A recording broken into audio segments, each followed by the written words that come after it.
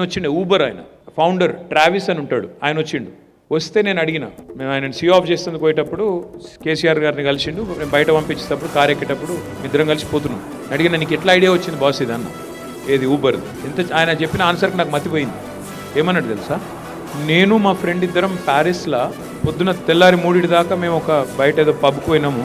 తెల్లారి 3కి వచ్చి రోడ్డు మీద నిల్చొని ట్యాక్సీని ఆపే ప్రయత్నం చేస్తున్నాం, ఎవడు అవుతలేడు. ఆ రోజు నా ఫ్రెండ్ అన్నాడు, అరే ఒక బటన్ ఒత్తితే ట్యాక్సీ వస్తే ఎంత బాగుంటుందిరా అన్నాడు. ఆ రోజు థాట్ వచ్చి ఐడియా వచ్చి తయారు చేసిన అన్నాడు. ఇట్లాంటి చిన్న చిన్న ఇన్పుట్స్, చిన్న చిన్న ఐడియాలు మనకుంటే మనం కూడా వాటిని ఎట్లా ఇంప్లిమెంట్ చేయాలి, మనం ఎట్లా ఒక ఎంటర్ప్రైజ్ స్టార్ట్ చేయాలి, మనం ఎట్లా 10 మందికి ఉపాధి కల్పించాలి, వెల్త్ క్రియేట్ చేయాలి అనే ఆలోచన చేయాలి. ఎంతసేపు నేను పోయి అందులో పనిచేస్తా ఇంట్లో పనిచేస్తా కాదు. మీకు ఐడియా ఉంటే you can walk in with an idea into T hub or T works and you can walk out with a product. That is one culture I would love to see Indian youth focus on.